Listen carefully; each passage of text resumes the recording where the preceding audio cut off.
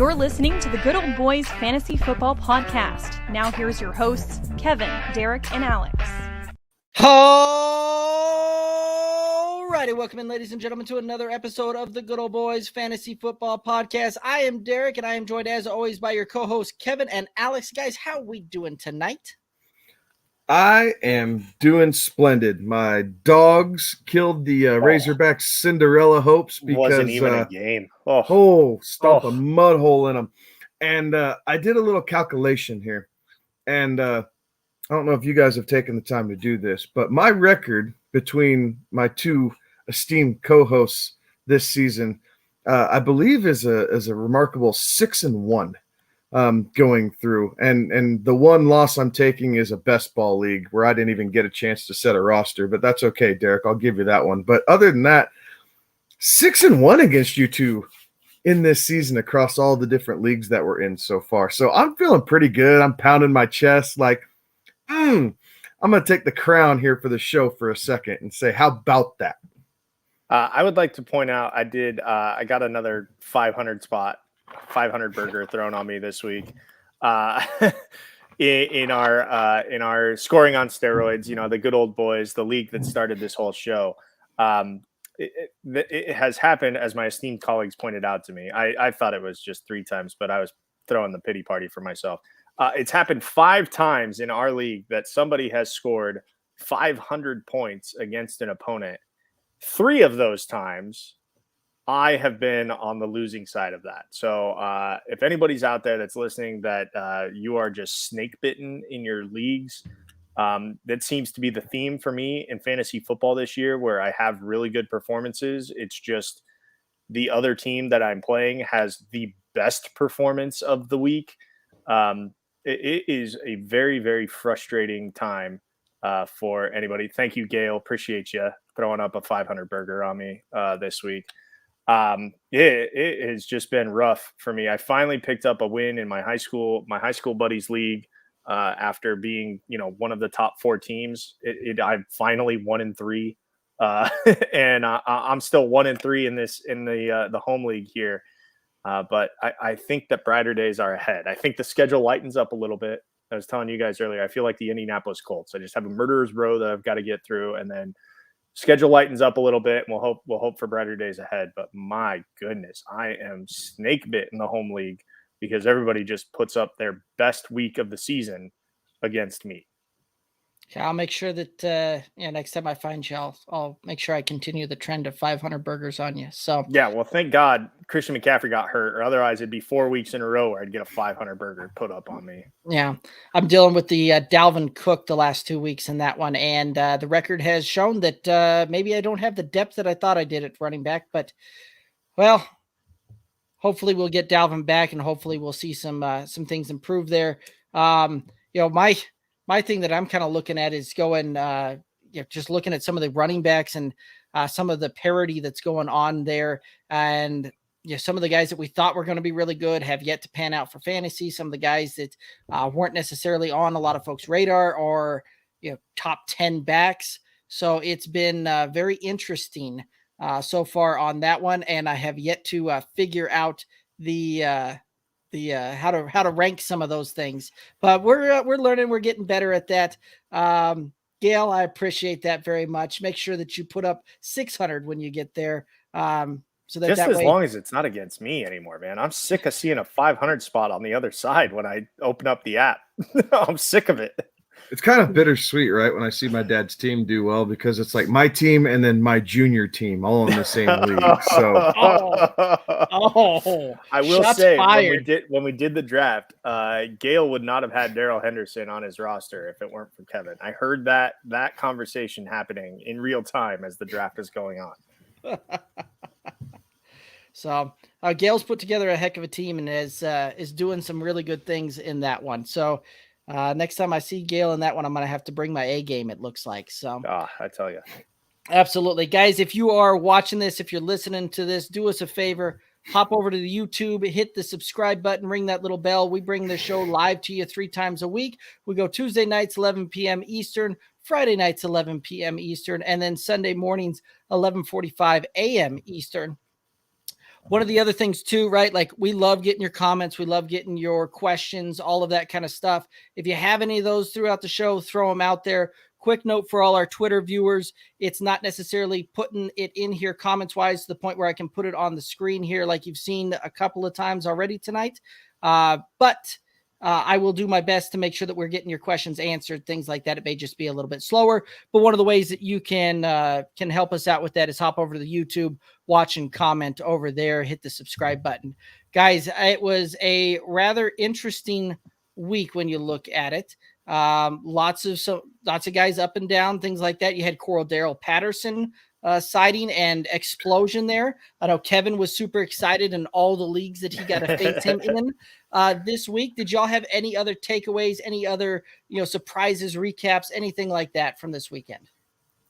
I think a couple things. The Cordell Patterson thing is just so crazy because of his efficiency, right? Like if you look at the snap count percentage, Mike Davis is still seeing like 60+% of the snap count. Like it's not really a RBBC. Like they give Mike Davis all these shots and then Cordell Patterson just gets put in all these moments, and he is making the absolute most of every single touch he's getting this season. So kudos to him, but at some point this has to stop, right? Or you start to see the market share at least trend more towards 50-50 if he keeps putting these things up. But it's been nuts from a fantasy perspective. Why he can find the end zone 3 times and Calvin Ridley, can't find the end zone once in the last couple of weeks is beyond me, but whatever.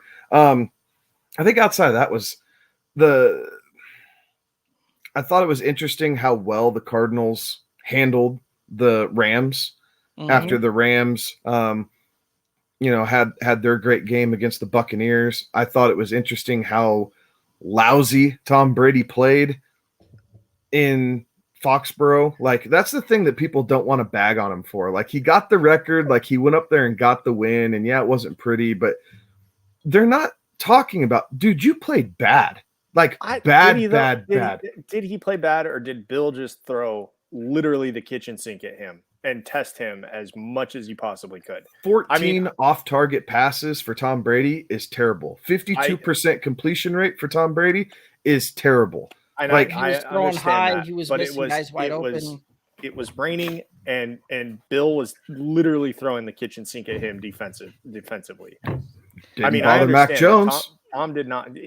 Mac Jones was completing easy dink and dunk passes because that's all you can do against. He completed 19 in a row.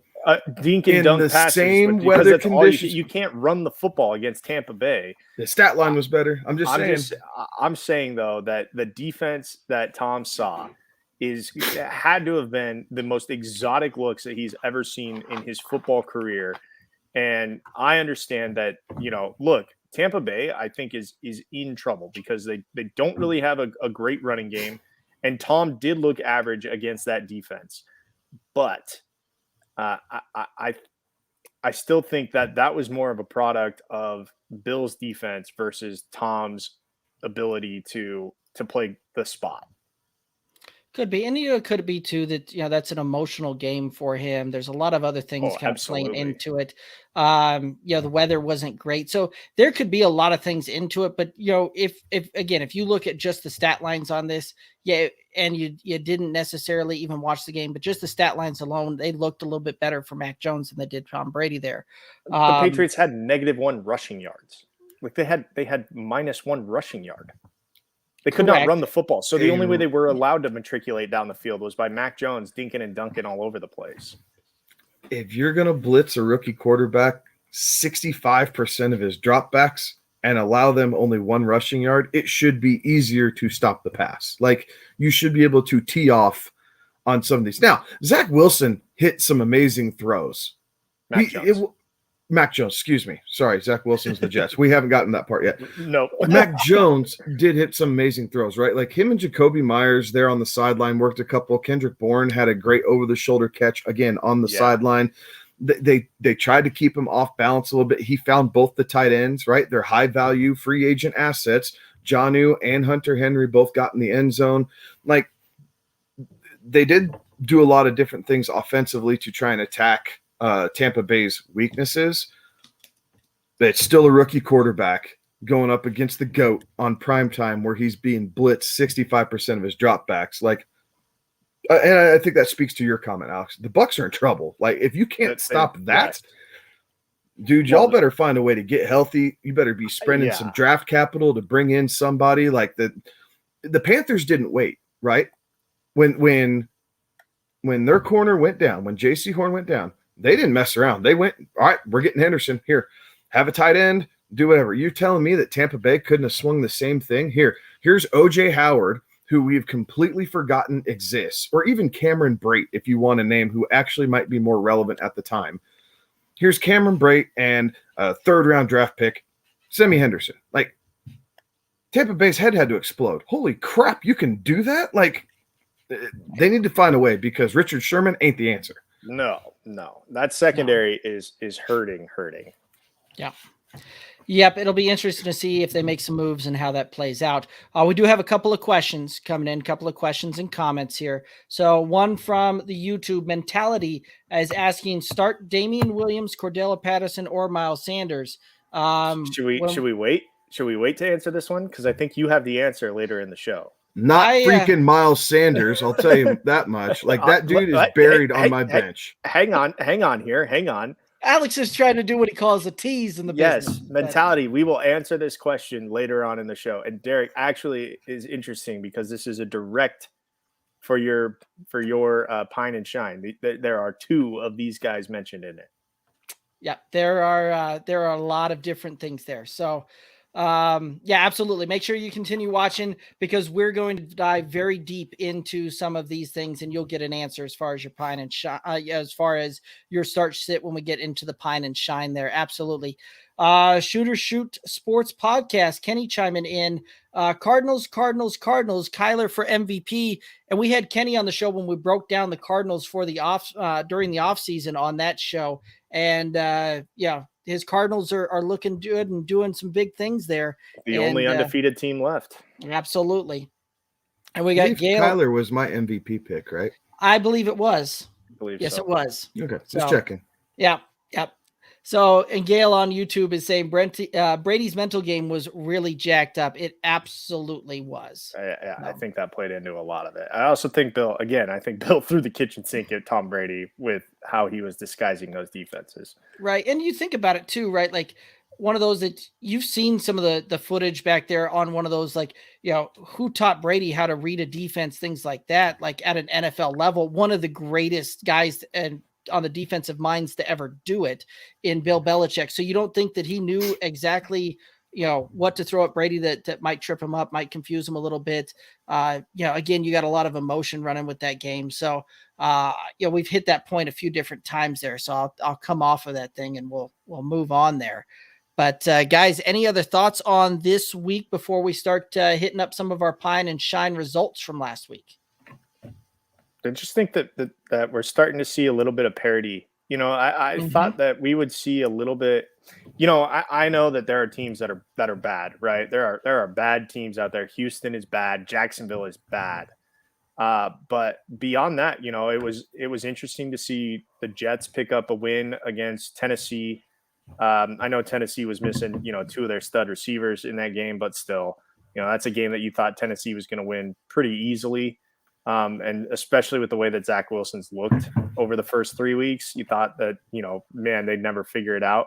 But they found a way to win that game and found, a way for Tennessee to miss a tying field goal in overtime there.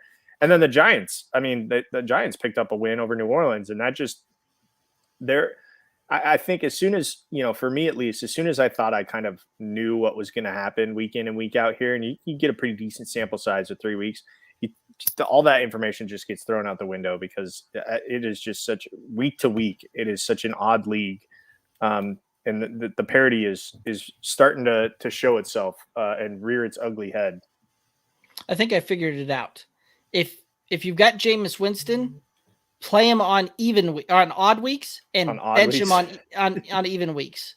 Like you look at it so far, odd weeks, good games. Even weeks, bad. So I think I figured out the secret to New Orleans offense, and especially do you start Jameis Winston or not start him? The question and the answer is, if it's an odd week, play him. If it's an even week, sit him. And we'll see how that one plays out this week and see if that trend continues. But holy moly, I've in-depth analytical analysis going on right here. Well, you think about that, how much the fantasy industry as a whole played into that narrative of, what do I do with Matt Ryan? Was it even a year or is it an odd year? Right? Like, a lot of those different things playing through. And that was a long held standard for most of Matt Ryan's career there. But anyway, I digress. We'll go ahead and move on. We'll head over to the Pines and the Shines. And some of us had really bad weeks here. Some of us had really good weeks here. Some of us. I appreciate you jumping on the sword for me, but I was awful. Well, I was 500. I played right to my average. I was awful this week. Yes, but hey, Alex, good news is if this was a batting average, you would still be in the starting lineup. They wouldn't have benched you yet with your win-loss percentage on this. So if I played for the Rockies or the Rangers, I'd definitely be in the starting lineup. Oh yeah, you might be considered for an all-star at that point. Everybody's got to have one, right? Exactly. All righty, guys, let's go ahead and head over to the Pine and the Shine. And the Pine is as it sits. Go ahead and read off your team and tell if you hit or you missed. All right, I'll start. I said to not play the Washington defense and special teams because they've been bad. And still they gave up, 30 points against the Falcons, and Cordell Patterson got 3 tutties on him. But they gave up less than 400 yards, which was unbelievable. And they were able to get a sack and force a fumble. So fantasy-wise, they did okay. And that was a miss. So I missed on my Washington defense and special teams Pine. Yep. And I'll go next. I had Saquon Barkley as the Pine. And if you just looked at the rushing line, you were probably, it probably would have been a hit, but a big pass over the top for 50-plus yard touchdown kind of ruined my Pine there. Saquon going 13 carries for 52 yards, a touchdown on the ground, 5 receptions on 6 targets, 74 yards, and a touchdown through the air. That was a miss for me. And Kevin, it's on to you. I'm gonna prop this up here for a second. And Juju Smith-Schuster, 2 of 8 for 11 yards. I believe that's a hit, gentlemen. I believe we connected on that one in telling everyone to not play Juju Smith-Schuster. Yep, I would say that you're probably right that was a hit. Let's go ahead and head straight into the shines of the Pine and Shine. So, guys, these are the ones we're expecting to have big games. Call out your shot. I said Chuba Hubbard would fill in nicely. Turns out they did not use Chuba Hubbard the way that I thought they would, but because they just ran him basically. He was 13 rushes, 57 yards, and really that's the same rushing line that Saquon had basically. Only 2 catches on 2 targets for 14 yards. Did not find his way into the end zone, and then the Panthers were using. His name's escaping. Sam Darnold is RB1. Yeah, Sam Darnold obviously leads the league in rushing touchdowns. Who would have thought that? But the Panthers were using. Oh my gosh, why can't I think of his name? I have him on like 4 Freeman? teams too. No. The receiver, DJ Moore. Yes, they were using DJ Moore in kind of that Christian McCaffrey kind of out of the backfield catching balls. And DJ had a good game, but Chuba did not have a great game. So I will take an L on that one as well. That was a miss with Chuba Hubbard. All right. I'm going to take a big old hit here. I went back to the well from week 1 after a 2-week hiatus and brought Corey Davis back to life for everybody. Now, it was aided by a big touchdown that really kind of doubled his yardage for the game. But he did it for you. If you popped Corey Davis into the flex, you got more than enough production out of him to say that he was successful. So Corey Davis was a hit on the shine list. Absolutely. And my shine was Deebo Samuel, who again had a big play up over the top for a tutty and finished 9 9 receptions, 12 targets, 189 yards, and that long touchdown. So I'm going to take a hit on that one. And so when you look at it, it moves the rankings there to Alex is 2-6 right now on the season. I'm 4-4, and Kevin pulling ahead this week into a 6-2 mark for the Pines and the Shines as far as hits and misses. Derek, you shorted yourself a Devo touchdown. He had 2. Oh, you know what? Even better. I'll take that one. So yeah. my bad. 189 yards there. Apparently, I thought that was good enough. But that was, but he got himself in the end zone twice. Yes, he did. So that's my bad. Sometimes when you're throwing together this show doc, you miss a couple of things here and there, and that was one of them. So, but we do have another question coming in. Hey guys, need some advice. This is from the All-in-One Show on YouTube. So guys, need some advice. In need of a wide receiver. Should I trade Mahomes for Herbert and Hopkins? Yes. Ooh, Yep. Yes. Yeah, I would say so. Mm-hmm. Yeah, Like your quarterback upside. production between Mahomes and Herbert is not dropping off that much. And Hopkins, yes, he's had 2 challenging weeks in that Cardinals offense, but he's been going against some pretty decent cornerbacks here the past couple weeks. So I think Hopkins still has it. He's still Kyler's go-to. So, yes, upgrade at wide receiver, a minuscule downgrade at quarterback. Yeah, I mean, right now you look at it, Justin Herbert's ranked 14th on the season as far as overall points, but in the points per game, it's about an 8-point swing per game type of thing. But you keep in mind that Herbert started off really poorly those first couple of weeks there and has really turned it on the last couple of weeks there. So, yeah, I'm taking that one because I think Herbert going forward, you're going to see it probably where it's a less than a 5-point swing between Mahomes and Herbert on any given week. And Kyler and Deandre will absolutely outpace that for you.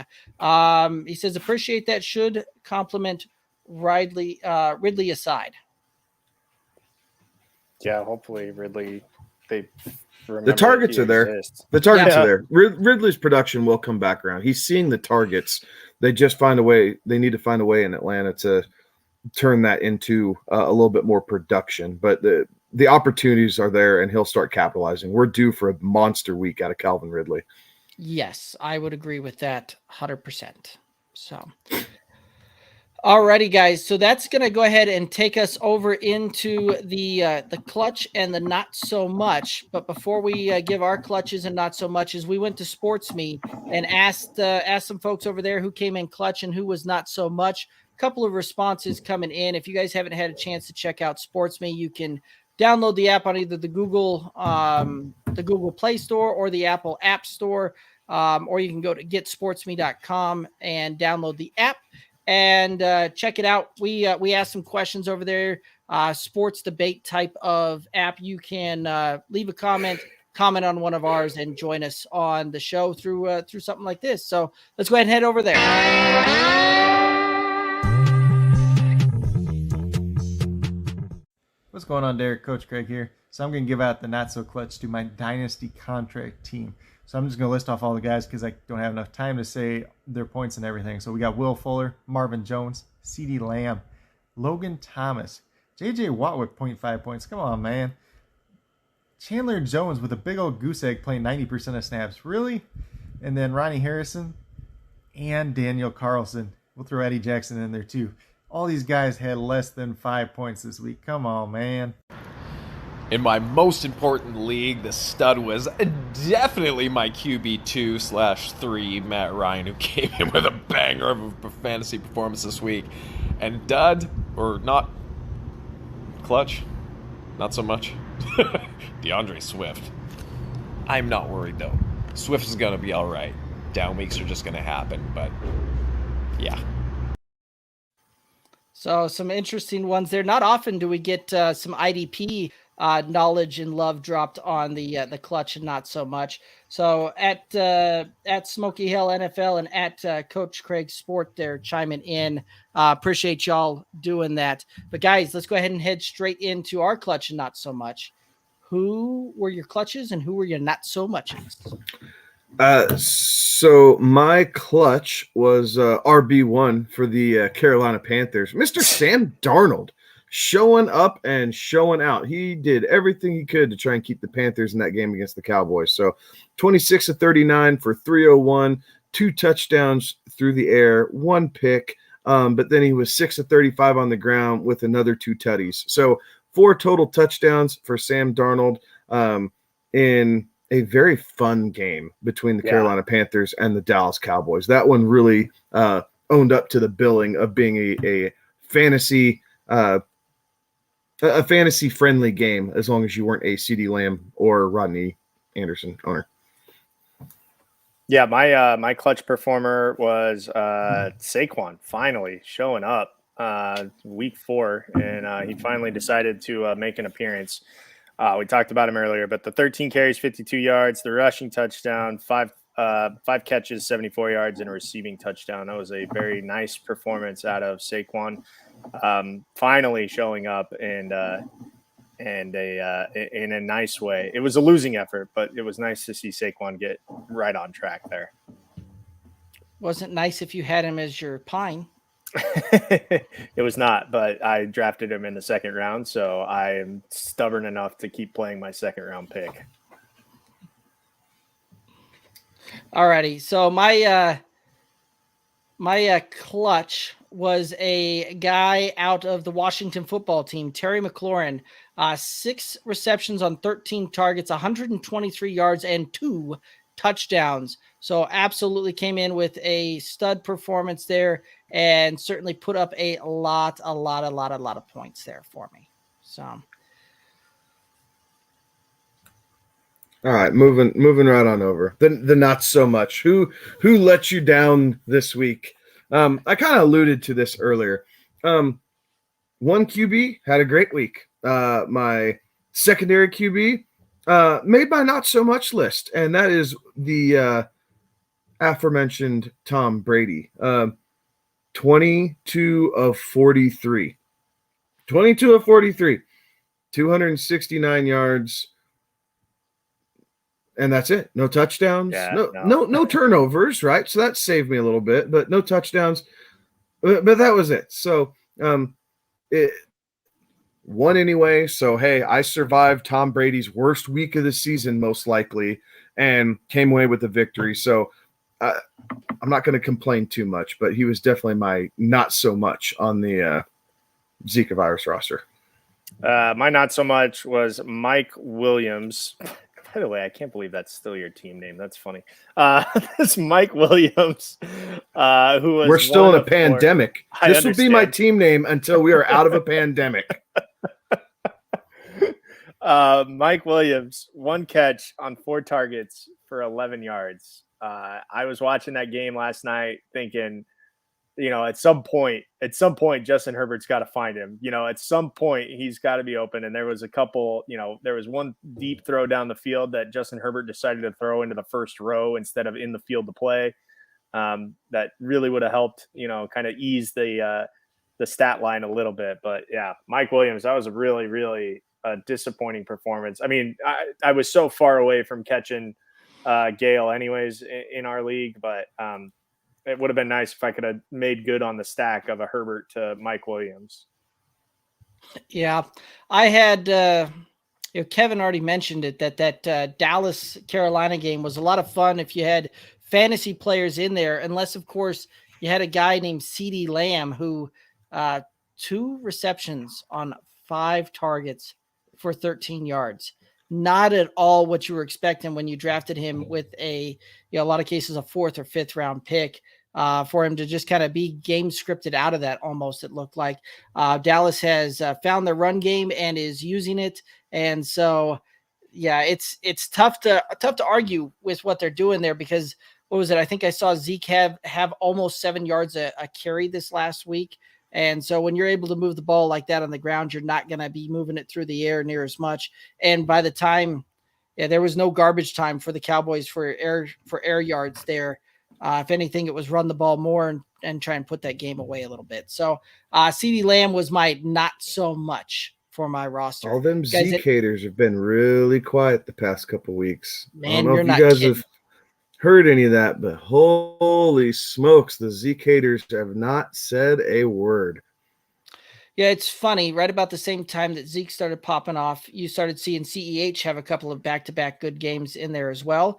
And two guys that you saw a lot of the socials just kind of, very loudly protesting their performance through the first week or two of the season and talking about how they were such big busts, things like that, have been, to your point, very oddly quiet over the last 2 weeks when they've put up good performances there. So, very, very interesting there. Absolutely.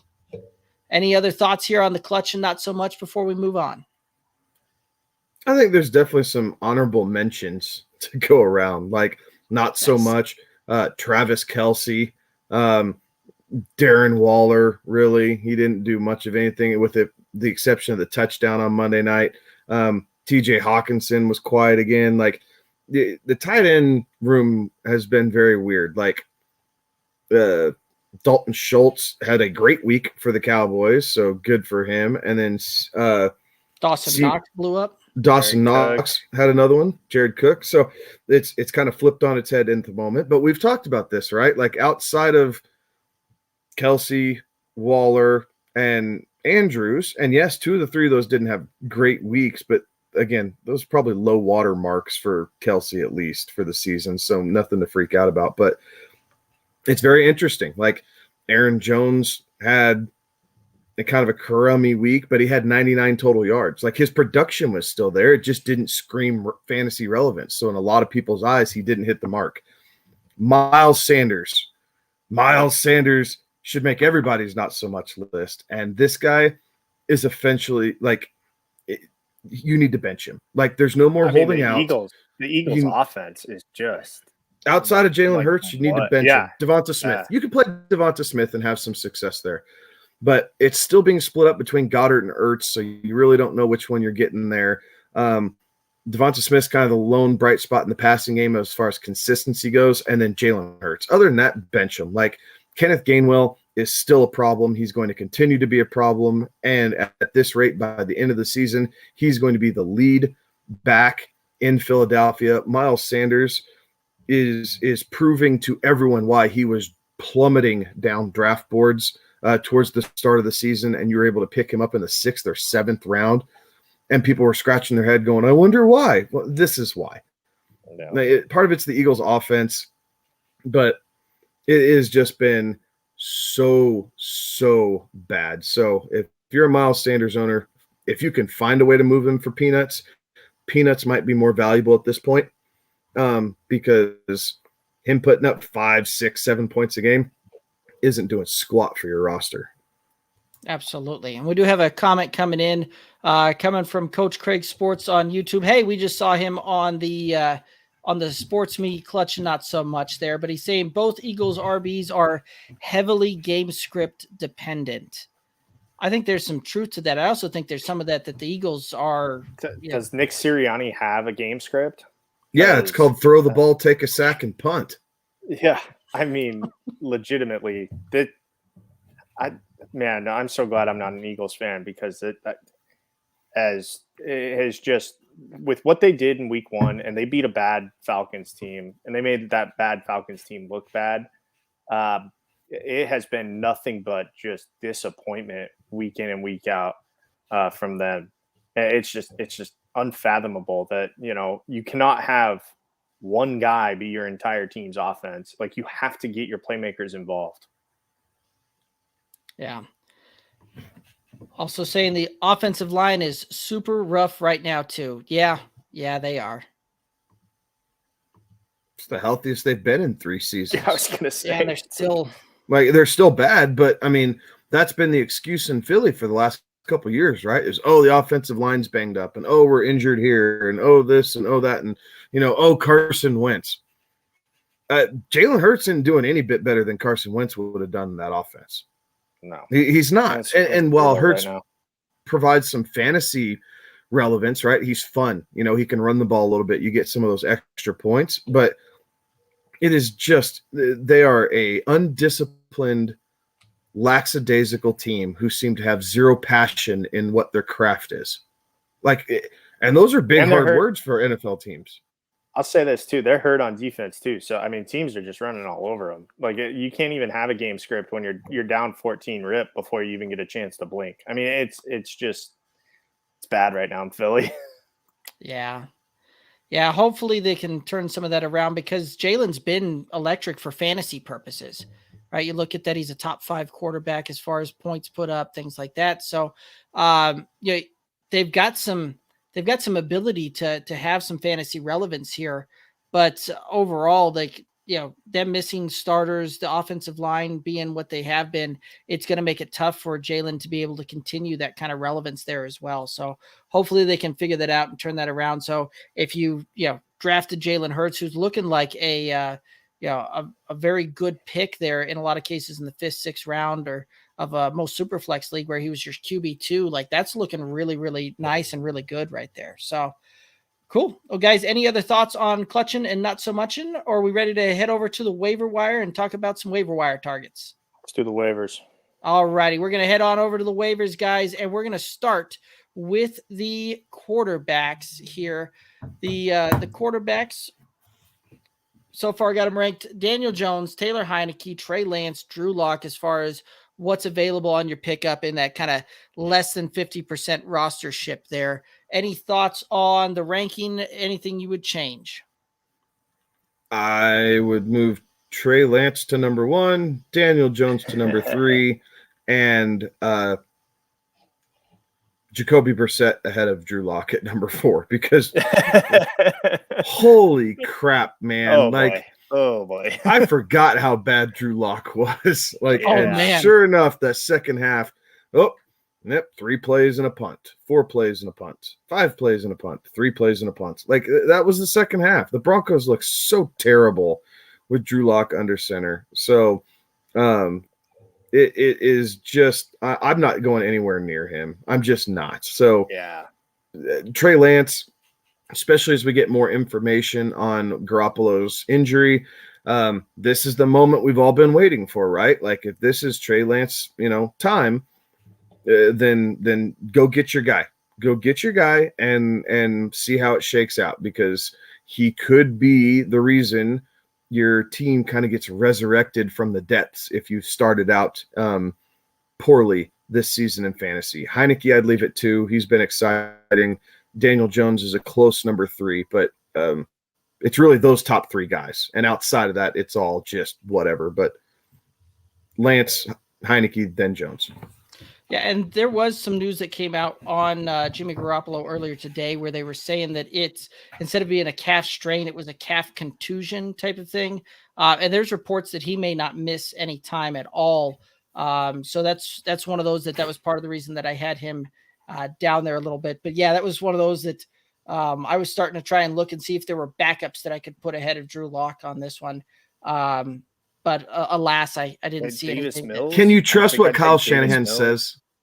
No, and he's proven that multiple times when you talk about this running back room and what that's going to look like. They do have another question or comment coming in from the YouTube. Coach Craig Sports saying Zach Wilson is a possible streamer versus Atlanta. In a single QB league, that is absolutely a possibility.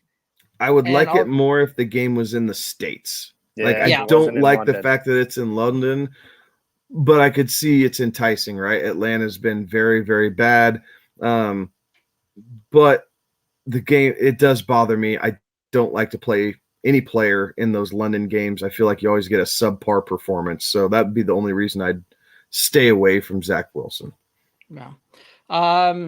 He's saying too that he saw some reports saying Jimmy might even practice tomorrow. So I guess we'll find out on some more information on Trey Lance potentially over tomorrow. Alex, what were you saying? Well, for this week, I like these rankings because again, the uncertainty of Jimmy Garoppolo's status. And then I'll go in a little bit on why I think Daniel Jones is a good play this week a little later in the show. Alrighty, I like it. You and your teases, my friend. I'm doing good this week. You are. I love it. All right, let's go ahead and head over to the running back room. Running back right now, you've got Damian Williams, Samaje Perine, Kenneth Gainwell, Malcolm Brown, Darrell Williams, Chris Evans, Ty Montgomery, Alex Collins as the top pickups there as far as we've got them ranked. Thoughts on these? Flip a coin and hope for the best. I think Damien Williams is the clear one, right? Right. We Yeah. know Monty's going to be out, about 5 weeks, give or take.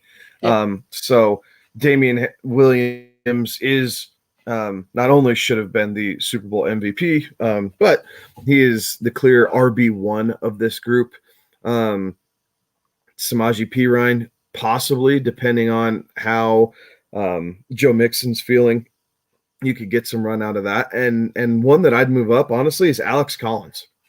Chris Carson looked uninspired against the 49ers, and Alex Collins was really kind of that jolt that the Seahawks needed on the ground. So he's a guy that I'd probably pay more attention to, because I can trust Seattle to run the ball a hell of a lot more than I can trust Philadelphia to run the ball. So I'd shoot him all the way up to number 2 or number 3, depending on how you like your flavor there. But definitely Damien Williams 1, and then a mix between Collins and Perine at 2 and 3.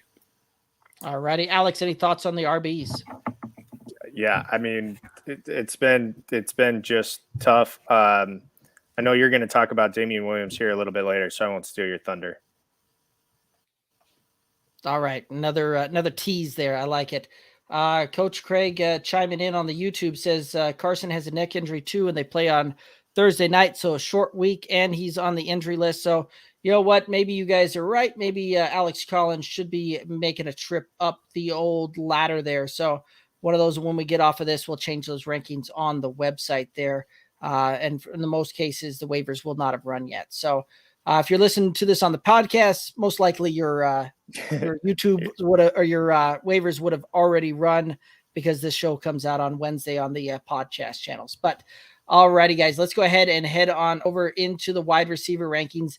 And there is a whole bunch there, and I can see one that I already missed, but we're only going to go through the top 10, and I'm going to make my edit on that top 10 as I go through it. So you got Devonte Parker, Curtis Samuel, Darnell Mooney, Hunter Renfrow, AJ Green, Jamison Crowder, Sammy Watkins, Josh Gordon, Zach Pascal, and then I'm going to move Rashad Bateman up ahead of T.Y. Hilton, where I had that, and I'll make that change after we get done here. But guys, what are your thoughts here on the top 10 for the waiver wire on wide receivers?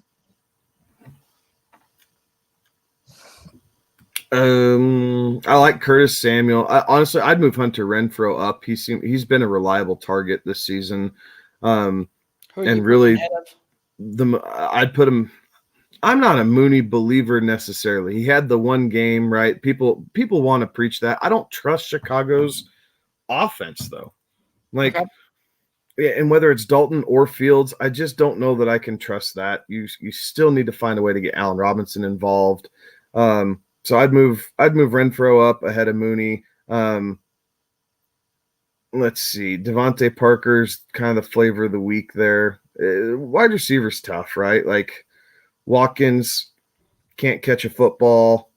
Josh Gordon is a guy that I am not spending any sort of free agent capital on as far as dropping someone of any sort of relevance. Like, this is the guy who everyone's kind of,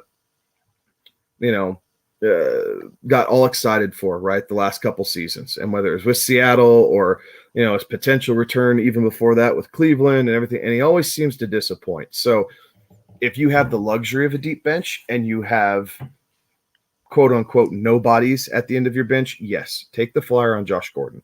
If you're playing a shallow bench, don't go grasping for this. Like, it ultimately, the chances of anything happening from Josh Gordon, I think, are going to be slim and none.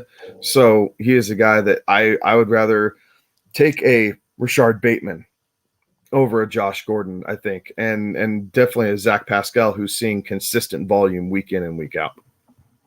Cool. Alex, any other thoughts here?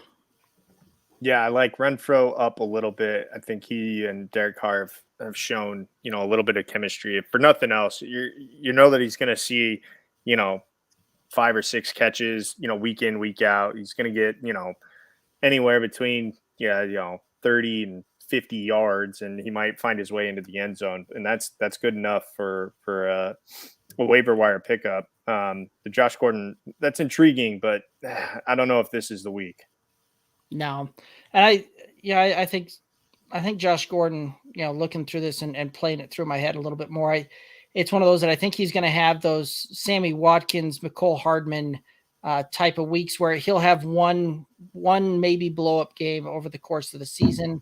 But for the most part, he's not going to be a dependable option. So I think we'll probably move him down there as well. Let's go ahead and hit up to the tight ends. And for the tight ends, you got Dawson Knox, Hunter Henry, Evan Ingram, Tyler Conklin, Max Williams, Dan Arnold, CJ Uzma, and Mo Alley Cox. What are you guys' thoughts here?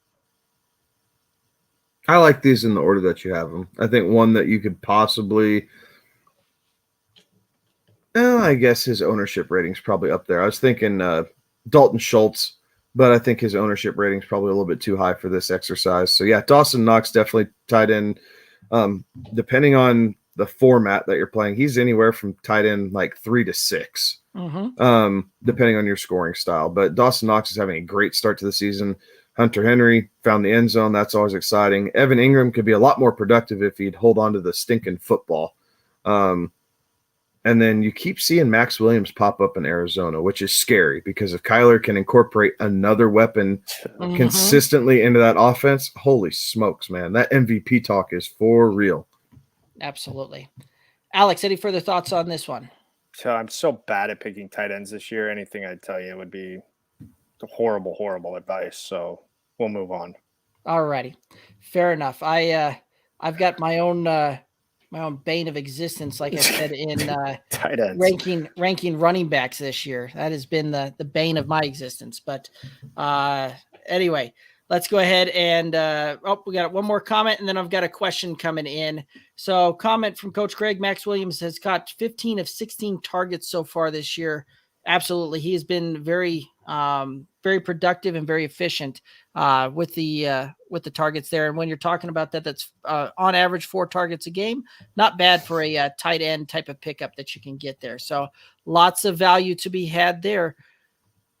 Question coming in for some fantasy help. Got offered Josh Allen, Cooper Kupp, Deonte Johnson for Kyler Murray, Devonta Adams, and Brandon Cooks. I am sticking with Kyler, Devonta, and Cooks. That's the side I like on this one. I don't know that I see the point in the trade for either side.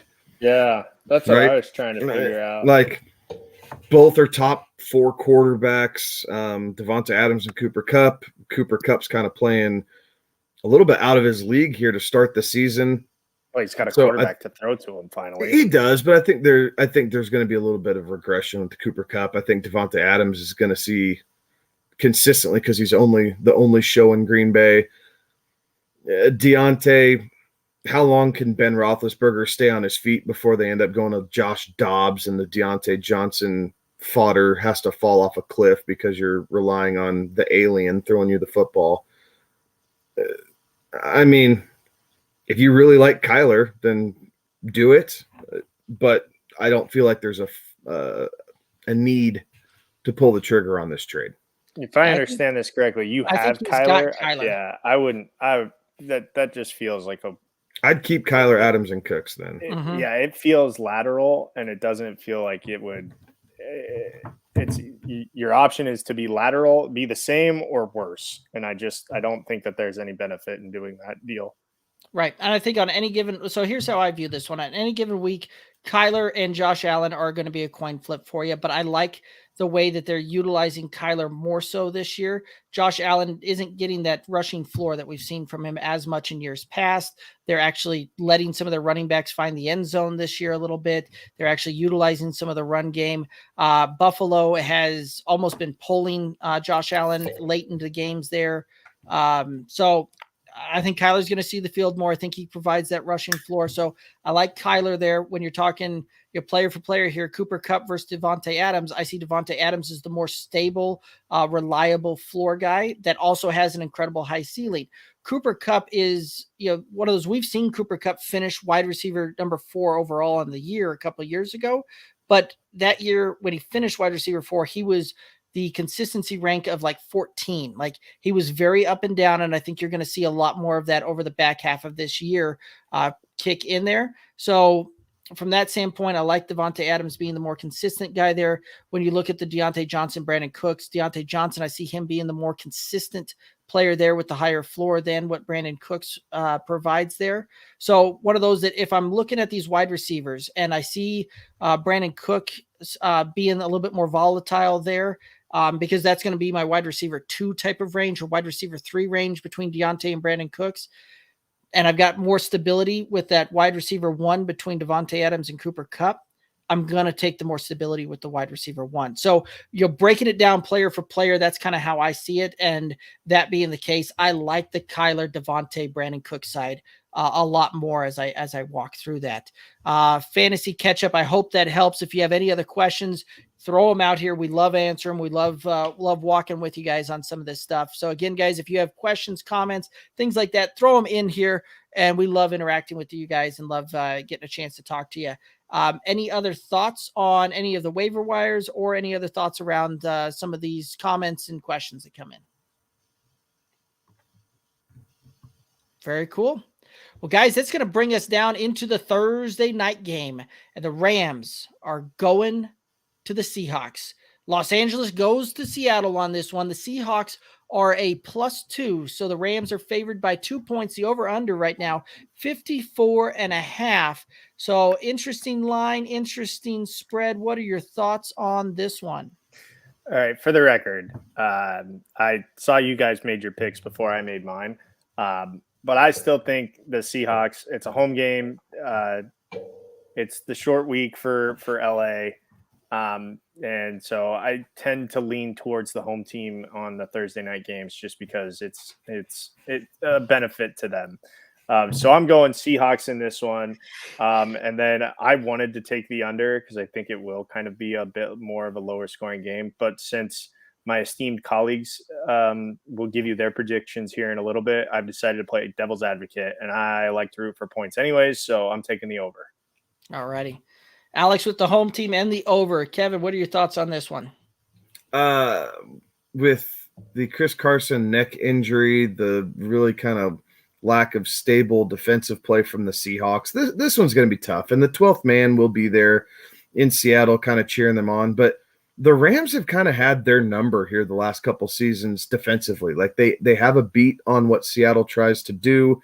I think we're going to see the 3rd week in a row of Tyler Lockett not being wide receiver 1, Alex. And I don't see Seattle having enough firepower at the end of the game to be able to pull this one off. So I have the Rams by a field goal, but I'm taking the under here. I don't think it's going to be a very high scoring game. Yep. I've also got the Rams in the under, but I will disagree with you. I think this will be a little bit of a Tyler Lockett game, more so than a DK game. Reason being is a guy named Jalen Ramsey. I think you'll see him shadow DK kind of all over the field here, try and slow him down a little bit. Seattle does give up points to the wide receivers. So I do see Tyler Lockett having some fantasy relevance here. I don't know that he sneaks up into the top 12, but I could see him being like a wide receiver 15, 16, something like that on the week and being able to be fantasy relevant there. Again, I think you already hit the nail on the head with the Carson injury coming into play there. So I don't know that he's going to be much of a factor. But Russell Wilson, I think, can keep this thing a little close in a home game to the point where I've got it being a 28-24 type of matchup. And so that gives me the Rams 28, Seahawks 24, which puts that on just the under and the Rams covering. Any other thoughts on this one, guys? It should be fun seeing how the Rams bounce back, right? Like they're a game back in the division. Both teams need this game to keep pace with what Arizona is doing. So I do expect a lot of emotion. And really, it should be a fun Thursday night game. Like this is one of the games that on paper looks like fun. It wasn't like last week's with the Jags and Bengals where it kind of looks like a dud and it turned into a fun game. Like this one has some expectation around it. So it'll be good to see how the Rams bounce back after taking their first defeat against the Cardinals last week. Right. I've actually been a little bit more excited to watch the Thursday night games than I have the Monday night games the last couple of weeks, just because of how those games have played out. Typically, the Thursday night games are are being a lot of fun to watch, and the Monday night games have been, not as exciting in my eyes there.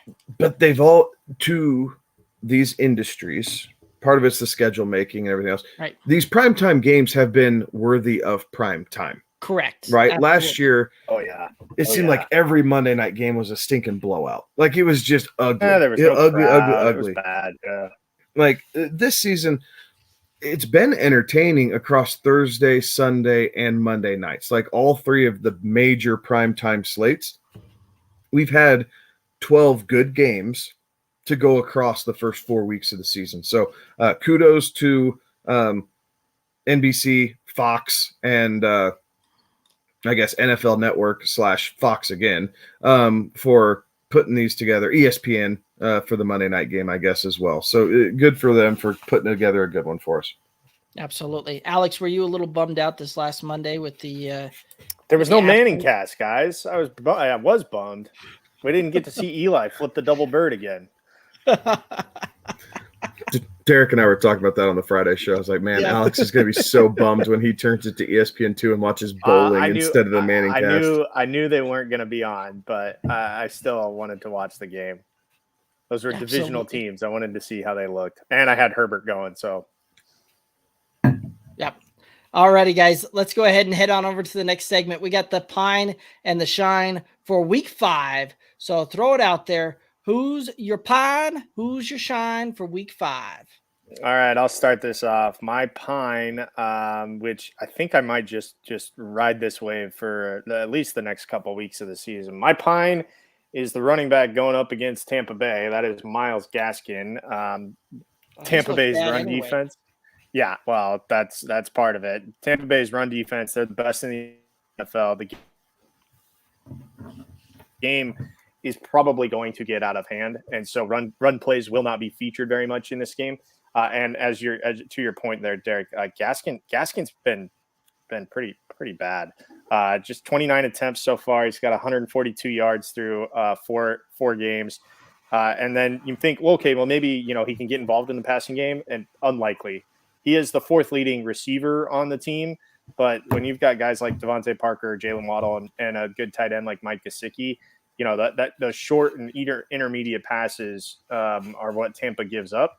So I just don't see Myles Gaskin having a very good performance, especially with that run defense and just with the way that I kind of see that game playing out. Myles Gaskin should ride the pine this week. Yeah, I think you're right. I'm going to go with a guy that, quite frankly, every time I pick him to be a pine, he blows up and has a 70 or 80 yard run. So, keep that in mind while I throw this one out here. And we've already talked about Miles Sanders a fair bit in this one, but when you look at it right now, he is 3 weeks in a row of underperforming his projections. He doesn't appear to be a focal point in this offense at all. Carolina's giving up the 4th lowest points to opposing running backs. Like Carolina defense has been pretty good against the running backs, and they're still ranked that low, even with having given up as many points to Dallas and that run attack as they did last week. So again, I don't see Miles Sanders improving from here on out. And I feel for you if you are stuck with him on your roster at this point. Kevin, who's your pine? My pine this week, instead of, I feel like you guys are cherry picking a little bit, trying to catch up to me, but that's okay. Yeah, I'm 2-6, but I got to do something.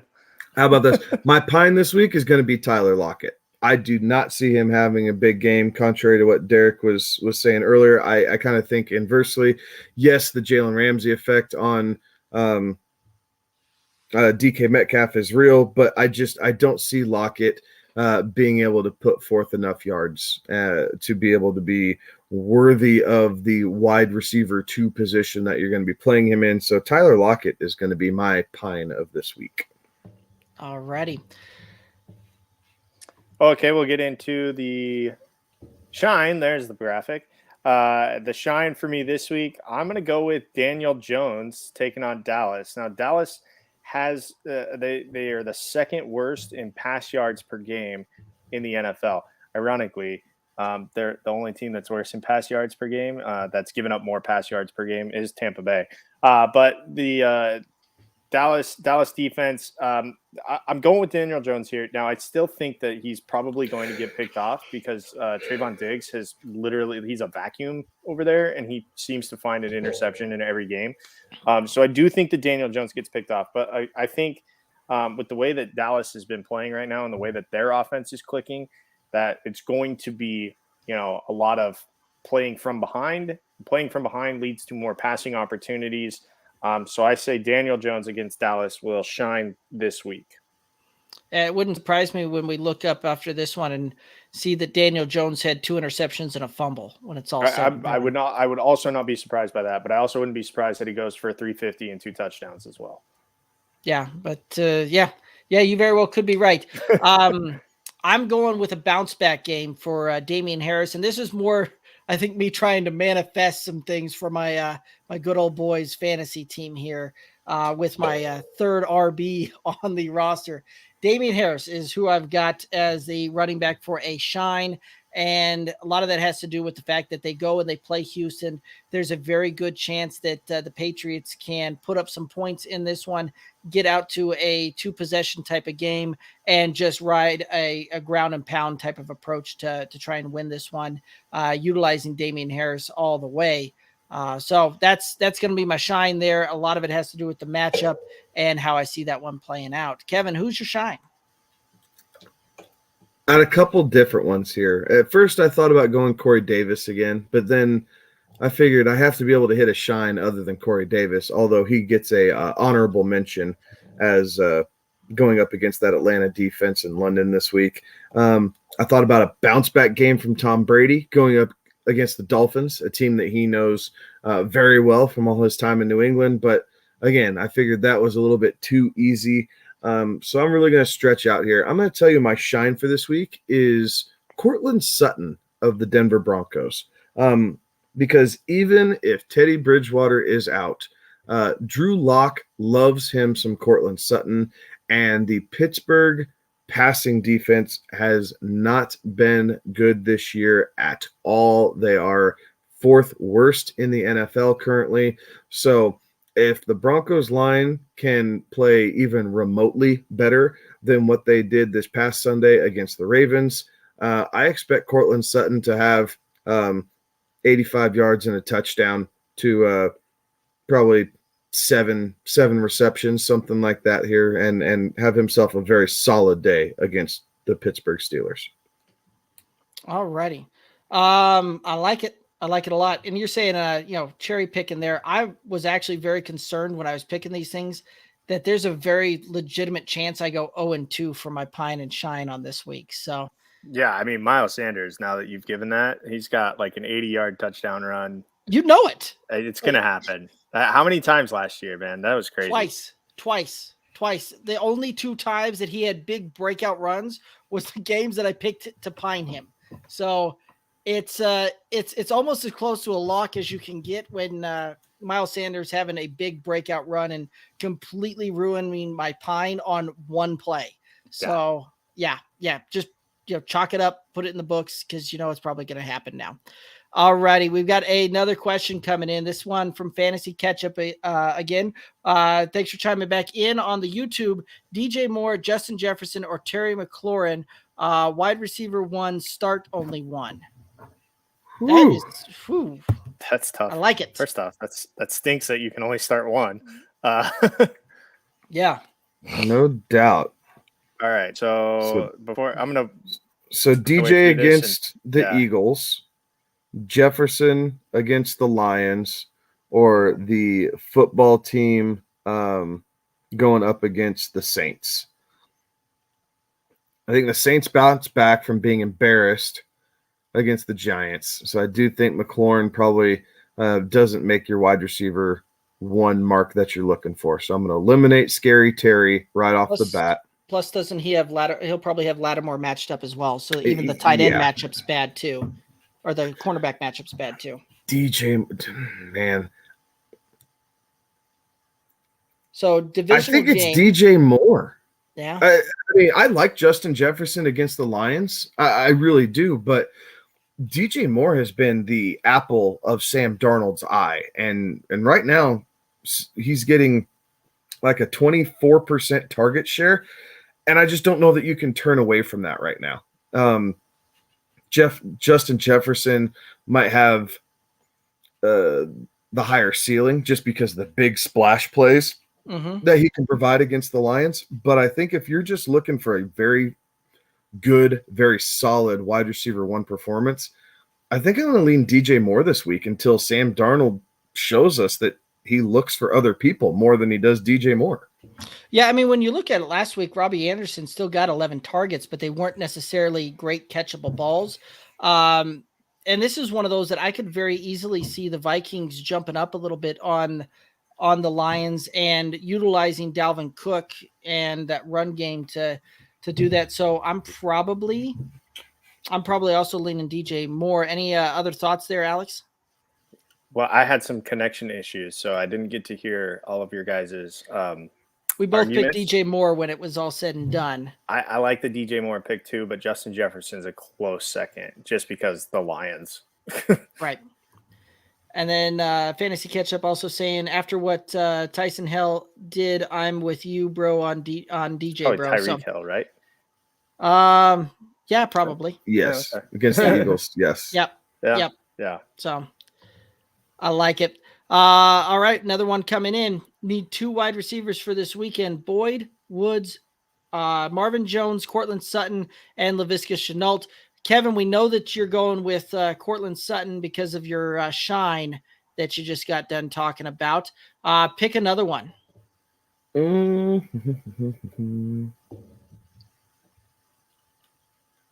Honestly, sorry, I'm scrolling through here to make sure I'm. Shenault against the Titans may not be terrible, guys. Like Robert Woods should be on your starting lineup as far as talent and where you drafted him, but Matt Stafford just isn't looking his way a whole heck of a lot, right? And I think T. Higgins is going to be back for the game on Sunday, so that kind of moves Boyd into that, 2B or 3A type role for the Bengals. So I think I'm going Sutton and Shenault here. Like it's a bit different, but I think they do provide the most upside for you in what you're going to get. Right. Full disclosure, when I was going through my Pine and Shine, picking one of those out, I almost went with Shenault for my shine on this one. Loving the matchup. One of those that I think that they're going to game script him in and get him plenty of run in that matchup. So I am going to go with Shenault. Plus, when you couple the fact that Tennessee's secondary has been awful, absolutely horrendous this year, I think that those Jaguars receivers are going to put up some good points, but I'm not going to play both Jags receivers. So I'm going to go with Shenault and them utilizing some of that short and intermediate work with him to advance the run game. What else you got? Do the Titans give the first wins of the first overall and second overall picks careers in back-to-back weeks? Yeah, because that's fun to say. So let's go with that. So we're calling for the upset. Yep, calling for the upset. That'll be a good one when we go through, and we'll have Kevin and I will get into the full game breakdown for that game on the Friday show where we go live at 11 p.m. Eastern there. Alex, I've got Shenault here. Kevin's got Sutton and Shenault, and I can see your internet's working. So let's get your opinions. Yeah, quickly. While it's still while the soda can is attached to the string properly. I'll go. I'll also go Sutton and Shenault. Yeah. No, I like it. Yeah, no, we got you. No, Sutton and Shenault. Yeah, we got you. I think Boyd's probably 3 on this list. Woods is 4, and Marvin Jones is 5. Like if you're looking for it overall, Sutton 1, Shenault 2, Boyd 3, Woods 4, Marvin Jones 5 for me is how I would rank them this week. I'm going to go a little bit different. I'm going to put the caveat in it. If Drew Lock is the starting quarterback for the Broncos, I'm not going with Sutton on that one. If Teddy Bridgewater loves Sutton. Yeah. Drew Lock And loves him some Cortland Sutton, man. His When- target share jumps up like 10%. Yeah, but the Cortland problem Sutton is hides all we the all- bad Drew Lock throws. That's why Drew Lock When- loves Cortland Sutton. So we didn't get to see much work with those two last year in 2020, but when you go back to 2019, when those two were together for 5 games, Cortland Sutton's production for fantasy dropped off fairly decent there, if I'm remembering that right, where he was trending to be like a finish of a wide receiver 14, 15 type of thing, and ended up at wide receiver 19 because he had a couple of poor games there. And I think a lot of that just has to do with the fact that Drew Lock's, well, let's just face it, when he's only going to complete 50% of his passes on a good day, I can't go that route. So I'm going to go with Chenault, Boyd, Woods, Sutton, Jones on this one is how I'm going to rank this one. Started Chris Godwin past week. Tom Brady only completed 50% of his passes. Fair enough. I just wanted to be different, okay? No, that's fine. I'm just making my point. That's all. All right. We've got another question coming in here. So you got to start one. Dalvin Cook, Derrick Henry, Alvin Kamara, Nick Chubb. Derrick Henry. It's for DraftKings. Derrick Henry. He's going up against Derrick Henry. the Jaguars. Like, he is RB1. He is RB1. Like, until he gets hurt, Derrick Henry is RB1. Yeah. I'm thinking all of these are a string of questions here. Would you pull the trigger? I have CMC and got offered Nick Chubb and Deonte Johnson. That's a toughie right there. I lean towards no, because of what we talked about earlier with Deonte Johnson, right? I understand Nick Chubb, but I lean towards no, because a healthy CMC is better than both of those. Whether or not he gets healthy is the question, but I would ride that out. You gave up a first rounder for CMC, like that's the 101 that you gave up to get CMC. I mean, dance with the girl that you brought. Well, and looking at it too, Nick Chubb hasn't performed to where I think any of us would have expected him to be at this point in the season, where Kareem Hunt is outpointing him for fantasy right now. So I'm probably going to stick with CMC, because when CMC is healthy, you've got a wide receiver 1 production and you've got running back 1 production from the same player. And it's almost like having a cheat code type of thing. The question is really a fantasy catch-up. If you think that CMC is going to be healthy for a good chunk over the back half of the season, I'm hanging on to CMC. If you're buying into the fact that you think that he's going to miss multiple games and you're going to get spotty production from him over the back half, then I am going to take 2 usable pieces. Kevin, what are your thoughts here? Yeah. I think what I might try and do is pair off like your wide receiver 3 with CMC and see if the other team would want to upgrade the wide receiver you're getting in return. It really comes down to how you feel about CMC. And I think Derek nailed that. Like, if you think it's going to be like last year where he's going to come back, he's going to re-hurt himself, and you're going to be down CMC again, then take the production, because these guys at least played. Yes, Deontay's in and out at times, but Nick Chubb is very durable. He's very reliable. I think some positive regression is coming Nick Chubb's way. So I do think you can catch the upswing of Nick Chubb. But if you still have faith in Christian McCaffrey, he's a player and a half. Like, he scores at a player and a half clip every single week. So if you have faith in CMC, that's not enough to give him up. Right. Next question coming in, fantasy catch-up also asked, Allen Robinson and Robert Woods for Calvin Ridley. Ooh. I'd do it. Yeah. The targets are there for Ridley. Like, I'm telling you guys, he is about ready to explode because of the volume he is seeing. And yes, Atlanta hasn't looked pretty. And yes, some of these targets have been uncatchable for Ridley at the time. But the volume is there, and the volume that he is getting by himself easily covers what you're getting from Allen Robinson and Robert Woods combined. So I want the best player in the deal, and that's Calvin Ridley. Yeah, I think I'd do that. Cosign. Alex, any other thoughts? I think I would disagree. I think there's more upside with those two than there is for Ridley. Explain yourself. Well, okay, look, Justin Fields is going to get more comfortable in this offense, right? So I just think that with Allen Robinson, with Montgomery going down, I think that they're going to probably have to lean a little bit more on the passing game now. So Allen Robinson, I think, takes a bigger step in this offense. Robert Woods, I know that Cooper Kupp is opposite of him, but your teams are eventually going to have to pick their poison and decide which one they're going to shut down. So, I mean, it could be week in, week out. That could be a roller coaster with Robert Woods. But I just with the way that Atlanta is going, and I get your point on his target share and all of that, but his target share has been there for 4 weeks, and what has he done? That's the argument that I have. Wide receiver 16, where Woods is 45 and Allen Robinson's like 58. Yeah. Yeah, that's part of the reason I'm leaning that way, because I'm going to take the guy. It's tough because when you think about it, when you really look back at it, you probably had to spend a 4th and a 5th round pick on both Robert Woods and Allen Robinson in your fantasy draft, and Calvin Ridley was a 3rd to 4th round type of deal. So you're giving up 2 guys that you spent a lot of capital on acquiring, but again, I don't take the names out of it. Right.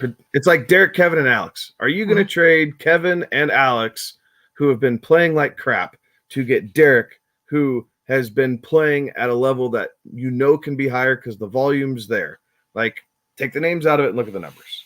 It's Ridley, in my opinion. Yeah, and that's kind of where I'm going with that. Is just the fact that Allen Robinson is not a thought in that Chicago offense right now. Like, they aren't looking to him. It doesn't matter who the quarterback is. Robert Woods, same deal. They are not. Those 2 players are not being game script into those things, and Calvin Ridley is still a focal point of that offense. So I'm going to take the Calvin Ridley side. Another one coming in, Brian on YouTube is asking Henry and Chase for Kamara and Metcalf. Who wins the trade? I'm taking the Henry and Chase side. I'm assuming that's that's probably Jamar Chase, not I was thinking Chase Edmonds for a moment. I'm going to rethink that one for a second. Who you got here? Henry.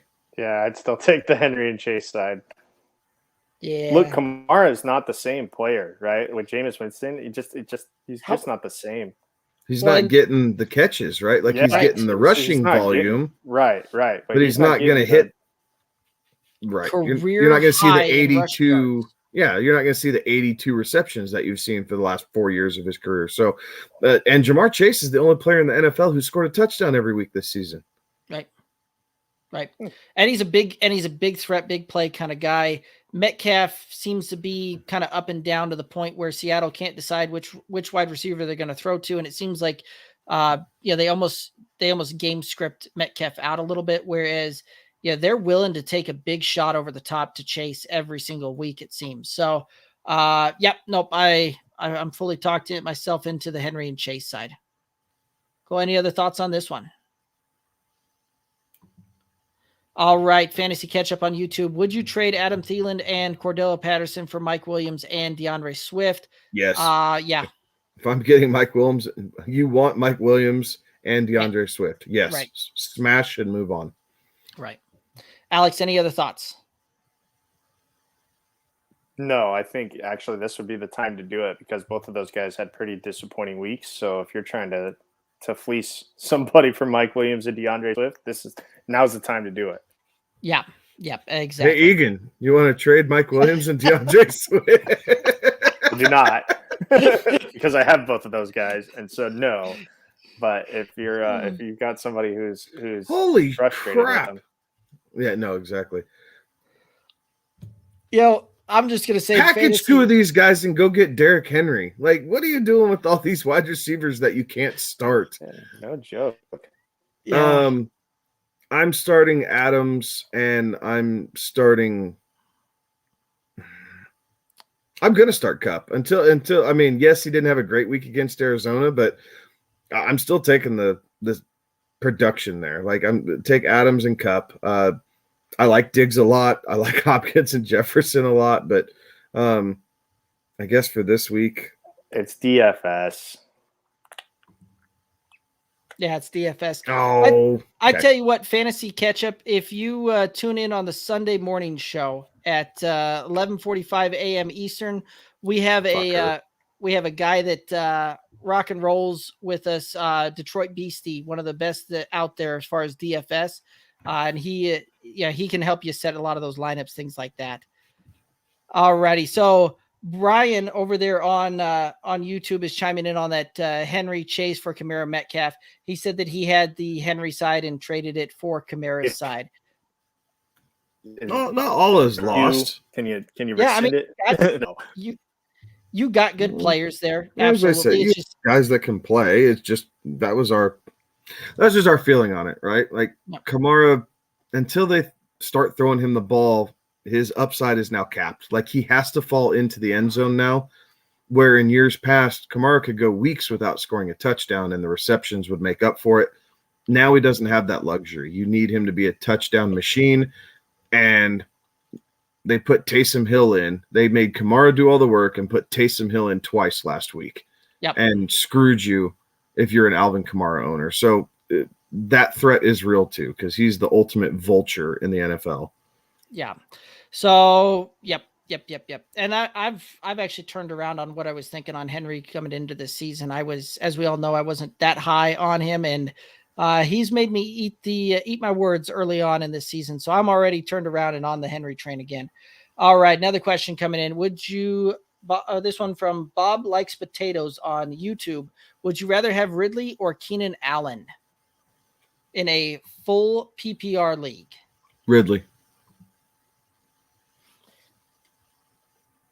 Mike Williams is playing the Michael Thomas role. It's not Keenan Allen. Yeah, I know. Right. That's true.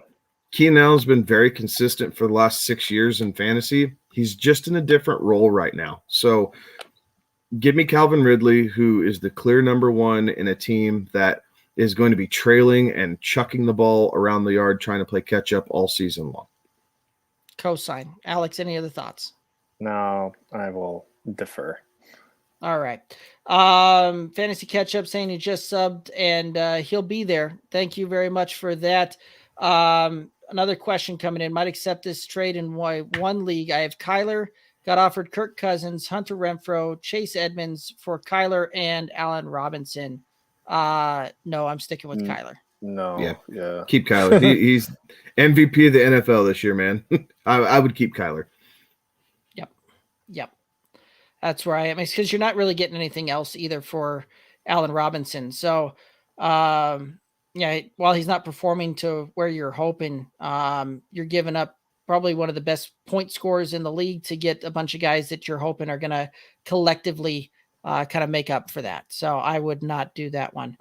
Guys, let's go ahead and head on over. We've got kind of the last segment to get to. So, folks, if you have any other questions or comments, things like that, make sure to throw them out there. We will get them before we sign off and call it a night. But we're going to head over into the last segment here, and then we'll hit up any last comments, questions there. So, guys, are you looking for a new way to play DFS? We've got the answer for you. Download the Thrive Fantasy app. You can do that on the Google Play Store or the Apple App Store. And right now they're running some special promotions out there where for the Thursday night game, if you deposit for new users, if you deposit $10, you receive one free $15,000 guaranteed Thursday night ticket. If you deposit $100, you'll receive one free Thursday night $15,000 guaranteed ticket and two free $50,000 guaranteed NFL Sunday tickets. Right now, they're doing an instant match, 100% instant match for your first deposit up to $100 when you use the code GOBFF. Again, that code is GOBFF, and we'll also have the link for it down here in the description as well. So that being said, we are going to go into our Thrive picks for the week and the over-under type of deals, the player props that we are looking at. So, guys, who is a matchup on this that you're excited to play for this game? All right. So for 100 points, which it was the same if I took the over or the under, but 100 points, I'm going Russell Wilson over 268.5 passing yards. I like it. Alex, what do you got? Or I'm sorry, Kevin, what do you got? I'm going to hold true to my pine, and I'm going to go Tyler Lockett under 77.5 yards receiving. So I'm either going to be double right or double wrong here. That'll I get like you. it. The under is worth more points, worth 10 more points there. So that's good. What's the point total that he picked? 105. Oh, 105? 105 Alrighty. points for the under. Alrighty. So right now we're going to change up how we've been doing that. We were just keeping on who had hit and who had missed, but we're going to change that up and we're going to just start keeping track of the points going forward and who's got the most points on the picks that they made. So I'm going to take the over on Cooper Kupp with 5.5 total receptions on this one. Again, I think that he's going to be the guy that Stafford looks to early, often, and all game long. Not very many points there. Looks almost like a little bit of a gimme, but I'm going to take it, and that's a 75-point play right there. So, looking at that recap, and Alex has Wilson over 268.5 passing yards for Wilson. 100-point value. I've got Cooper Kupp over 5.5 receptions, which is a 75-point value, and Tyler Lockett under 77.5 yards receiving, and that's worth 105 points there. So, guys, again, if you're looking for a new way to play DFS, download the Thrive Fantasy app, use the promo code GOBFF, and get some of those tickets for the Thursday night game, the Sunday games, and get your 100% instant first deposit match up to $100. So, guys, that's going to kind of wrap up that. We've got a few more questions, comments, things like that coming in. So we're going to hit through some of these before we call it a night and sign out. Fantasy catch-up, what QB will have a field day this week? Who's your big shot on a QB this weekend? Well, I said Daniel Jones in the Shine segment, so I think he has a big week. Whether or not it's the biggest, I don't know about that, but I think it'll be a surprising week for Daniel Jones owners. The QB with the best week,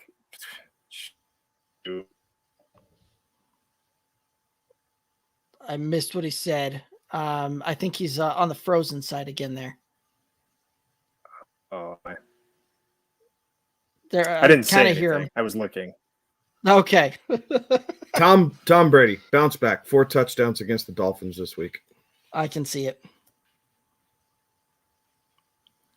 I think you're going to get into a pitcher's duel between the Bills and the Chiefs this weekend. The Bills have actually been playing defense. The Chiefs not so much. So I see Josh Allen having a big one. Alex, any thoughts on that one? All righty. Let's see what else we got here. I don't know. I got nothing. All right. So Brian on the YouTube, he made the mistake because his main goal was to get rid of Amari because of his injuries, but I ended up trading Chase. So I get that one going back to the fantasy trade question of Henry plus Chase for Kamara and Metcalf, who wins the trade. So, and one of those two, Brian, if you've got any questions, things like that, you can certainly hit us up on the socials, Twitter, Instagram, Facebook at Good Old Boys FF, and we can respond to you that way as well through the socials. The DMs are open there. Best team of the NFC and AFC fantasy catch-up saying that he's got the Cowboys and Bills. You got to start 2 in a 2 QB league. Herbert, Allen, Murray, Mahomes.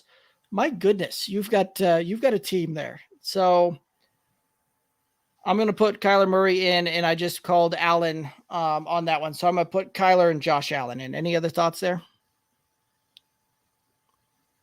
I can subscribe to that. I like Kyler and Josh Allen. Any differing thoughts there, Alex? Cool. Bills versus Chiefs, who you got? I think the Bills win. I think Josh Allen puts That's the Friday night show. Damn it. Quit giving away everything. Yeah. Kevin Tune does in make Friday a good point there. fantasy. So that Kevin does make a there's good the Friday point. night show where these guys go over it. Yep. Literally, Kevin and I go through and we break down every matchup, give the over-unders, give some of our big plays, give some of our fantasy contenders, things like that for you. So make sure you're tuning in Friday, 11 p.m. Eastern. We go live and we're going to break down every game on the slate for this weekend for you. So, but a little teaser, I'm going to pick the Bills. Alrighty. Fantasy catch-up. One of the last ones we've got here. Are the Panthers and Chargers for real or pretenders? I think both of those teams have the potential to play very deep into the season. I don't know if you're talking about for real being a Super Bowl contender. I don't think either one of those teams are there yet, but I could see each one of these guys making a run in the playoffs type of thing. They do look pretty good at this point. Any other thoughts there? I think the Chargers are more so than the Panthers. The Panthers still have some holes, right? They need McCaffrey back to help balance out that team a little bit, and their secondary is still suspect. So I think the Chargers are a little bit more for real than the Panthers, but Carolina's playing in a division where they already have a game up on the Saints. They get to play the Falcons twice, and who knows what's going on with Tampa Bay's secondary, right? Like you could see a couple shootouts in that game to see what happens there. So I think the Panthers are going to be very relevant all season long. But if I had to pick who I thought was going deeper into postseason play, I think I'm going the Chargers right now. Yeah, I think I can see both of these guys making playoffs, but making first round exits. I can't tell if Alex looks pretty frozen there. Like an Eskimo. Alrighty, fantasy catch up saying LOL, sorry bros. Yeah, no worry, fantasy catch up. The Tuesday night show, we go waivers, we do a lot of those types of things, pine shines, some of that, and then Friday Kevin and I do the slate of games and the breakdown there, and on Sunday morning we hit up some DFS type of plays, some last minute injury type of things, pivots, things like that. So we are absolutely available for you on the socials as well. Michael from YouTube is saying, should I even try to do Hollywood Brown and Zack miss for Sutton and Gordon? I have Sutton and Gordon. I don't want to be obvious. I'm trying to fleece. Thoughts on this one, Kevin?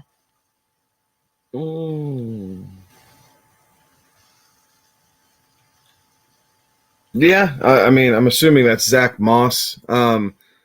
I don't think you're getting anything out of that. Hollywood definitely provides more upside, right? Like we know Lamar's looking his way. It's just, can Hollywood continue to catch the ball? He showed he could against Denver. The week before against Detroit, not so much. So I don't have any issue with trying to put that trade out there. I mean, especially willing to give him Gordon for Zach Moss. Like I can't imagine someone would have some sort of emotional ties to a running back who is probably just going to sit on a bench for the rest of the season as far as fantasy goes. So I don't mind tossing it out there if you feel like you're getting the best end of the deal with Hollywood. Yeah, I see this one actually being kind of, same for same almost type of thing as far as value goes, because Gordon has been very relevant. Zach Moss has been relevant there, but I do see Gordon giving up that position towards Javonte towards the end of the season. And again, like I was saying with if Teddy Two Gloves is playing QB for the Broncos, I really like Sutton. If it's Drew Lock, I'm not a fan. And Hollywood Brown does not need many touches. He's getting less than 5 targets a game on average this season, but he is able to absolutely take the top off of a defense and take one to the house on any one of those plays. Fantasy Ketchup said, night guys, you were great tonight. We appreciate that. And Bob likes potatoes. This is the last one before we're going to sign out, guys. Do you think that Kamara will be a bust this year with his lack of receptions and Taysom Hill as well? From what you were drafted Taysom Hill as is what you had to have. Yeah, he's going to, I see that being kind of a bust. I think Kamara is going to have to find a way to, like I said earlier, he's just needs to find a way to fall into the end zone. And that's where the Kamara thing scares me a little bit now, is we're seeing him run the ball more and better than he ever has in his career, but he's not seeing the 6 to 8 targets per game. And really that's where Kamara stayed in the top 5 as far as relevance went, right? Like you could survive subpar rushing weeks from Alvin Kamara because he'd still have 8 receptions for 65 yards and a touchdown and kind of save your day. You're not getting that to this point. So it's definitely on Sean Payton and the New Orleans staff to try and get Kamara back up to those levels. So bust being, will he finish in the top 5 for running backs? I don't think he's going to finish in the top 5. I think he could potentially finish still in the top 12 and get some value out of that. Absolutely. Quick correction. Coach Craig Sports saying that Hollywood's averaging 7 targets a game. You're right. I looked that up when I saw that comment. He is averaging 7 targets a game, averaging less than 5 receptions. That's where I made my mistake. My apologies on that one. Michael saying, should he going back to that trade on the Zach Moss, Hollywood Brown for Sutton and Gordon, should he throw Renfro as a cherry on top? I wouldn't. Like I said, I think you've got pretty even trade there, type of thing. So that's probably where I would leave that. Who do you think? And Bob Likes Potatoes asking who he should try and trade Kamara for. Which RB can he get?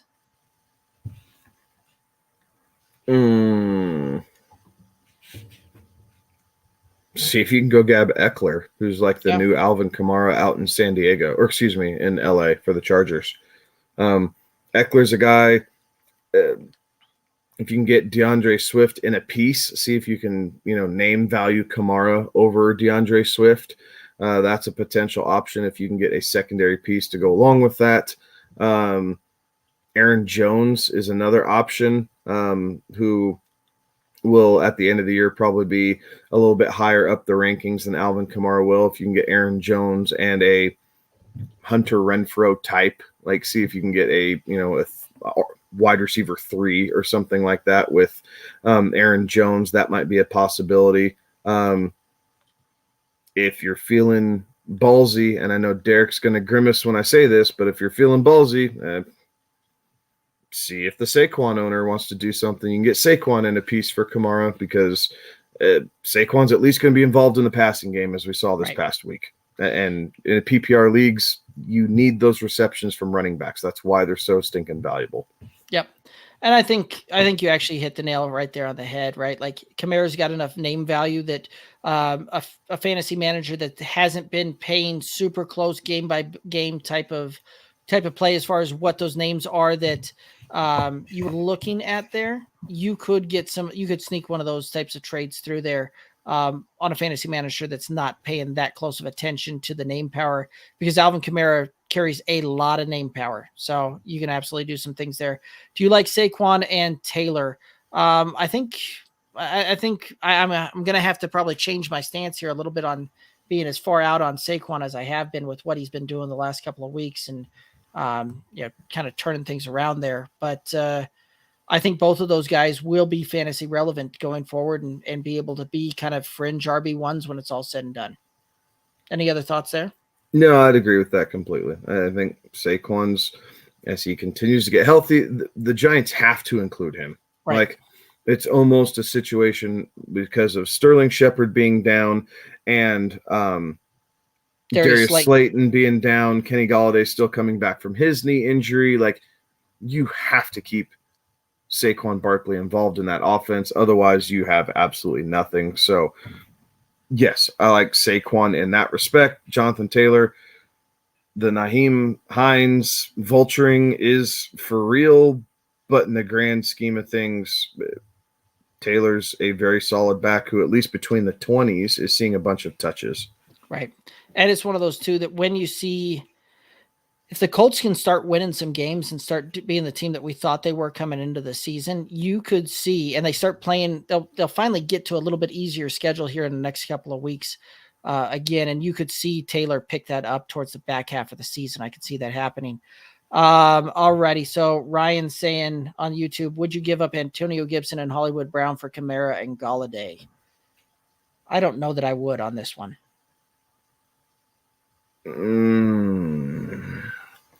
Antonio Gibson and Hollywood Brown.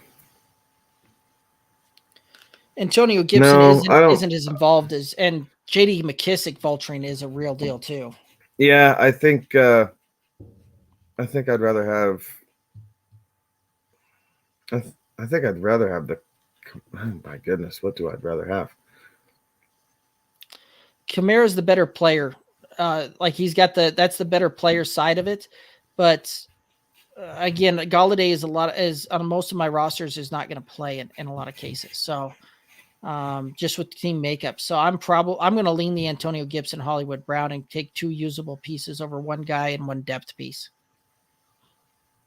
Yeah, I'd probably lean the other way and go Kamara and Galladay, but that's because I haven't been able to get over my love affair for Kenny Galladay, even though he's played like trash. Not this past week, right? He broke 100 yards. He had a sighting, right? So that was good for Galladay owners, but the first 3 weeks of the season were not good for him.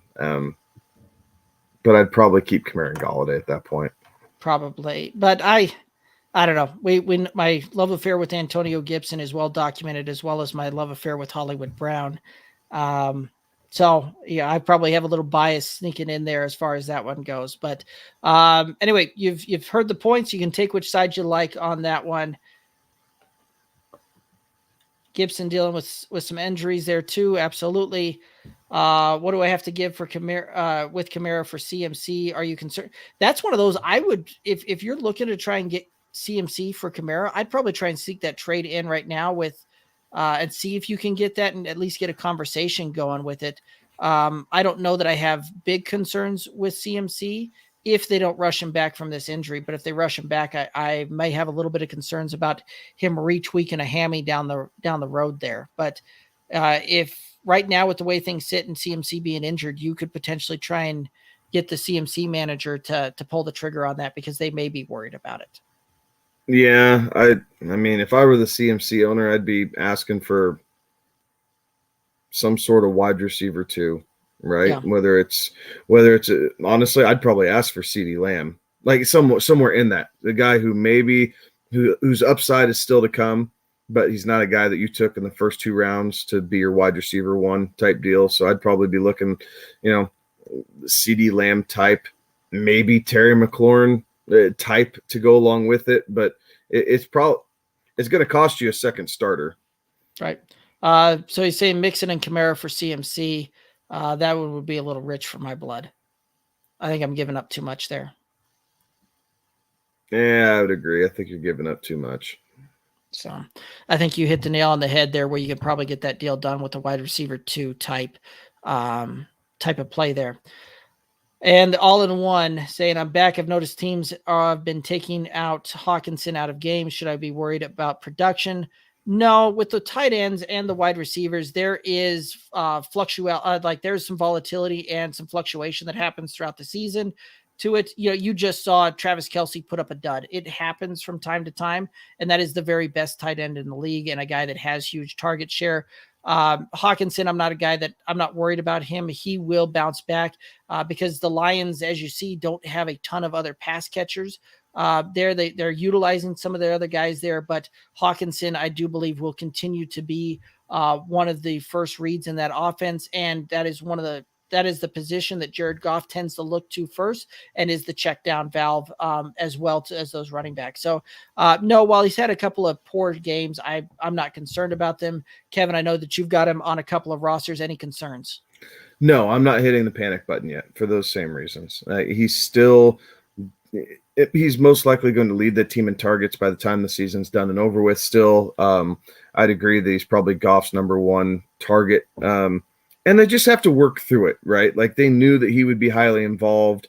I think the first couple of weeks with him falling into the end zone caught the league's attention, I think is what I'm trying to say, right? So yes, they're going to try and find ways to bracket coverage a little bit. And now it's on Dan Campbell and the Lions staff to create ways to get your star players open. And I think they'll be able to do that. I mean, the Lions are bad, but they're not dumb. Like the coaching staff is not dumb. Like, so they will find ways to get him the ball. I expect him to be a little bit better this week against the Vikings and kind of see some more consistency throughout. Like he should be coming down with 5 or 6 grabs a game and somewhere in the neighborhood of 70 yards. It's just whether you get the touchdown or not with it. Like that should be his average stat line. Absolutely. And he's saying that Noah Fant is his backup tight end. Kind of funny. He has both Iowa alumni. Absolutely. It's a good play there. Both of those guys, great options there. Well, Kevin, I do believe that that's going to take us down to the end of this. Any final thoughts for the listeners and viewers?